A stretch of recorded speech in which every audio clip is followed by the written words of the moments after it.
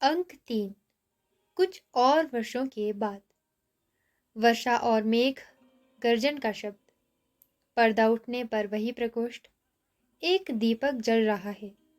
प्रकोष्ठ की स्थिति में पहले से बहुत अंतर दिखाई देता है। सब कुछ जर्जर और अस्त व्यस्त। कुंभ केवल एक है और उसका भी कोना टूटा हुआ है। आसन अपने स्थान से हटा हुआ है और उस पर अब बाग छाल नहीं है। दीवारों पर स्वास्तिक आदि के चिन्ह लगभग बुझ चुके हैं। चूल्हे के पास केवल 2 बर्तन हैं जिन पर स्याही चढ़ी है। एक कोने में फटे मैले वस्त्र एकत्रित हैं। प्रकोष्ठ में कोई नहीं है। मातुल भीगे स्वरों से बैसाखी के सहारे चलता हुआ आता है। चारों ओर दृष्टि डालकर एक लंबी सांस लेता है। नकारात्मक ढंग से सिर हिलाता है और प्रकोष्ठ के बीचों बीच आ जाता है। मातुल। मल्लिका। मल्लिका का स्वर अंदर से सुनाई देता है। मल्लिका। कौन है? मातुल। मैं हूं, मातुल। देखो, वर्षा ने मातुल की क्या दुर्गति की है। सिर से और वस्त्रों से पानी निचोड़ने लगता है।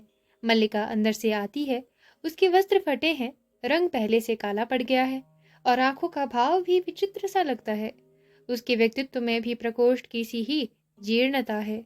किवाड़ खुलने पर अंदर का जो भाग दिखाई देता है, वहां अब तल्प के स्थान पर एक टूटा पालना रखा है। मल्लिका बाहर आकर किवाड़ बंद कर देती है। मल्लिका। आर्य मातुल, आप इस वर्षा में? मातुल। वर्षा से बचने के लिए तुम्हारे घर के सिवा कोई शरण नहीं थी। सोचा, जो हो, मातुल के लिए आज भी तुम वही मल्लिका हो। ये आषाढ़ की वर्षा तो मेरे लिए काल हो रही है। पहले जब 2 पैरों पर चल लेता था तो मैंने कभी भारी से भारी वर्षा की चिंता नहीं की, परंतु अब ये स्थिति है कि बैसाखी आगे रखता हूँ तो पैर पीछे को फिसल जाता है और पैर आगे रखता हूँ तो बैसाखी पीछे को फिसल जाती है। ये जानता कि राजप्रासाद में रहकर पांव तोड़ बैठूंगा तो कभी ग्राम छोड़कर वहां ना जाता। अब पीछे से मेरा घर भी उन लोगों ने ऐसा कर दिया है कि कहीं पैर टिकता ही नहीं। इन चिकने शिलाखंडों से तो वो मिट्टी ही अच्छी थी जो पैरों को पकड़ती तो थी। मैं तो अब घर में रहते बेघर हो रहा हूँ। ना बाहर रहते बनता है, ना अंदर। उन श्वेत शिलाखंडों के दर्शन से ही मुझे प्रासाद का स्मरण हो आता है जहां रहकर मैं पांव तोड़ाया हूँ। मल्लिका। खड़े रहने में कष्ट होगा, आसन ले लीजिए। मातुल आसन के पास जाकर बैसाखी रख देता है और जमकर बैठ जाता है। मातुल। मुझसे कोई पूछे तो मैं कहूंगा कि राजप्रासाद में रहने से अधिक कष्टकर स्थिति संसार में हो ही नहीं सकती। आप आगे देखते हैं तो प्रतिहारी जा रहे हैं, पीछे देखते हैं तो प्रतिहारी आ रहे हैं। सच कहता हूं, मुझे कभी पता ही नहीं चल पाया कि प्रतिहारी पीछे चल रहे हैं या मैं प्रतिहारियों के पीछे चल रहा हूं। और इससे भी कष्टकर स्थिति ये थी कि जिन व्यक्तियों को देखकर मेरा आदर से सिर झुकाने को मन करता था, वो मेरे सामने सिर झुका देते थे। मेरे सामने हाथ से अपनी ओर संकेत करता है। बताओ, मातुल में ऐसा क्या है जिसके आगे कोई सिर झुकाएगा? मातुल ना देवी है, ना देवता, ना पंडित है, ना राजा है, तो फिर कोई क्यों सिर झुकाकर मातुल की वंदना करे? परंतु नहीं, लोग मातुल की तो क्या, मातुल के शरीर से उतरे वस्त्रों तक की वंदना करने को प्रस्तुत थे। और मैं बार बार अपने को छू कर देखता था कि मेरा शरीर हाड़ मांस का ही है या चिकने पत्थर का हो गया है, जैसे मंदिरों में देवी देवताओं का होता है। यहाँ आकर सबसे बड़ा सुख यही है कि ना कोई झुक कर मेरी वंदना करता है और ना ही मुझे भ्रम होता है कि मैं आगे चल रहा हूँ या प्रतिहारी आगे चल रहे हैं। केवल ये वर्षा मुझसे सही नहीं जाती। मल्लिका। वस्त्र सुखाने के लिए आग जला दूं? मातुल चूल्हे की ओर देखता है और फिर चारों ओर दृष्टि डालता है। मातुल। तुमने घर की क्या अवस्था कर रखी है। अंबिका के ना रहने से घर की व्यवस्था ही नहीं रही। ये ठीक है कि प्रियंगु मंजरी ने तुम्हारे लिए कुछ वस्त्र और स्वर्ण मुद्राएं भिजवाई थी जो तुमने लौटा दी। मल्लिका। मुझे उनकी आवश्यकता नहीं थी। मैले वस्त्रों के पास जाकर उनके नीचे से भोजपत्रों का बना ग्रंथ निकाल लेती है और उसकी धूल झाड़ने लगती है। मातुल। और इस घर के परिसंस्कार के लिए भी उसने स्थपतियों से कहा था। मल्लिका, मैंने परिसंस्कार की आवश्यकता नहीं समझी। ग्रंथ रखने के लिए इधर उधर स्थान देखती है और फिर उसे मातुल के पास आसन पर रख देती है। आग जला दूं? मातुल, नहीं। वर्षा थम रही है। वैसाखी लिए हुए झरोखे के पास चला जाता है। हल्की हल्की बूंदे हैं। किसी तरह घिसटता हुआ घर पहुंच जाऊं तो वहीं वस्त्र सुखाऊंगा।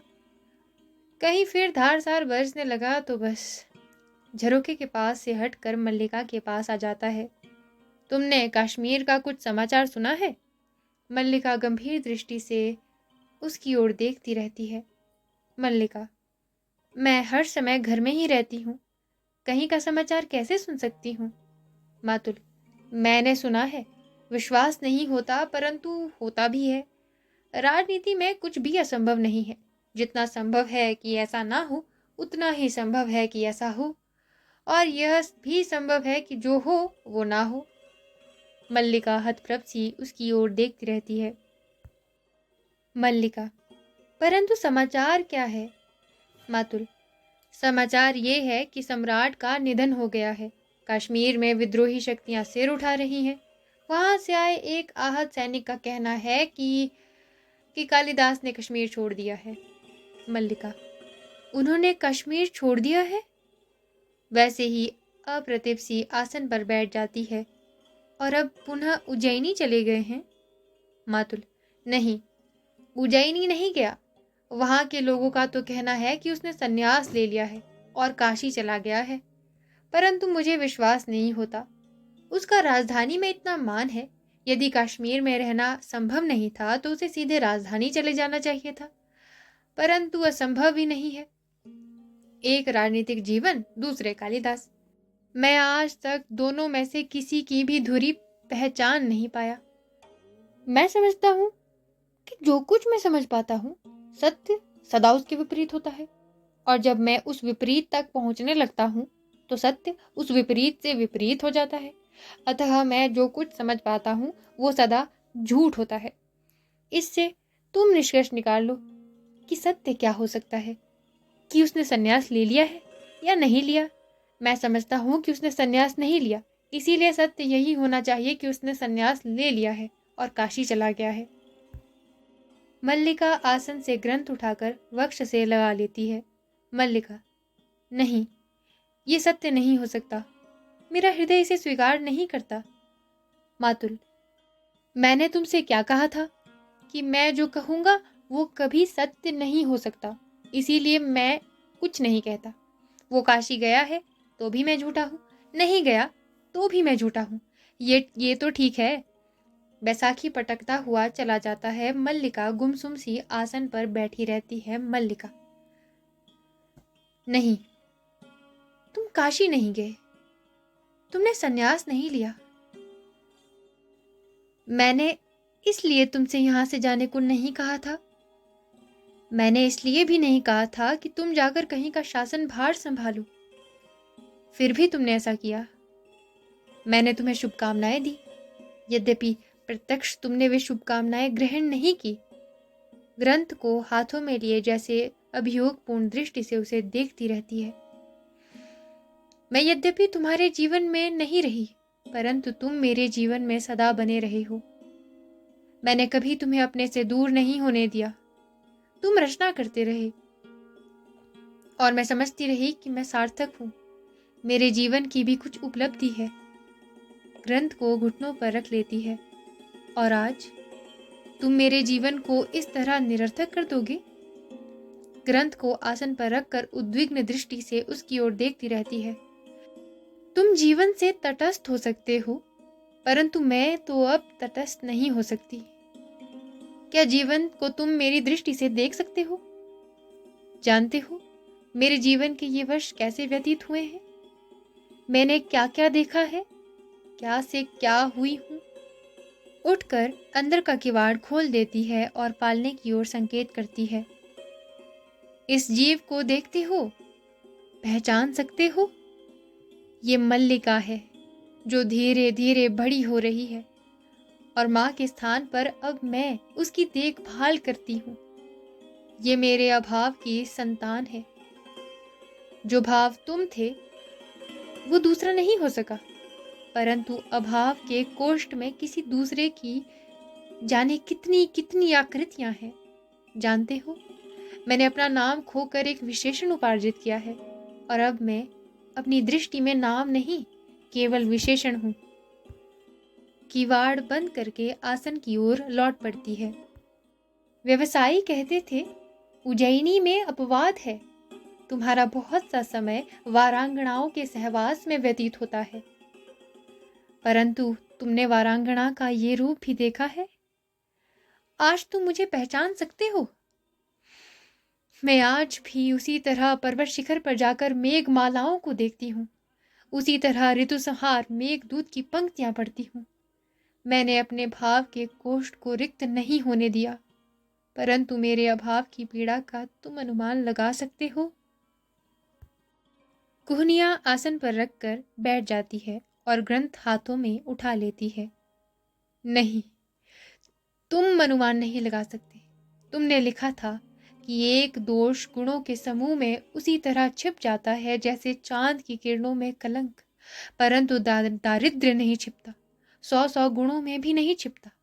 नहीं छिपता ही नहीं, 100 गुणों को छा लेता है, एक एक करके नष्ट कर देता है। बोलती बोलती अंतर्मुख हो जाती है। परंतु मैंने ये सब सह लिया, इसलिए कि मैं टूट कर भी अनुभव करती रही कि तुम बन रहे हो, क्योंकि मैं अपने को अपने में ना देखकर तुम में देखती थी। और आज ये सुन रही हूं कि तुम सब कुछ छोड़कर संन्यास ले रहे हो, तटस्थ हो रहे हो, उदासीन। मुझे मेरी सत्ता के बोझ से इस तरह वंचित कर दोगे?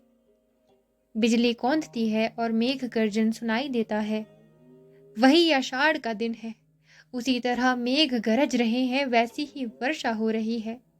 वही मैं हूं, उसी घर में हूं, किंतु पुनः बिजली कौंधती है, मेघ गर्जन सुनाई देता है और ड्योढ़ी का द्वार धीरे धीरे खुलता है। कालिदास क्षत विक्षत सा द्वार खोलकर ड्योढ़ी में ही खड़ा रहता है। मल्लिका किवाड़ खुलने के शब्द से उधर देखती है और सहसा उठ खड़ी होती है। कालिदास अंदर आता है। मल्लिका जड़ सी उसे देखती रहती है। कालिदास, संभवतः पहचानती नहीं हो? मल्लिका उसी तरह देखती रहती है। कालिदास प्रकोष्ठ में इधर उधर देखता है, फिर मल्लिका पर सिर से पैर तक एक दृष्टि डालकर आसन की ओर चला जाता है। शेष अगले भाग में। धन्यवाद।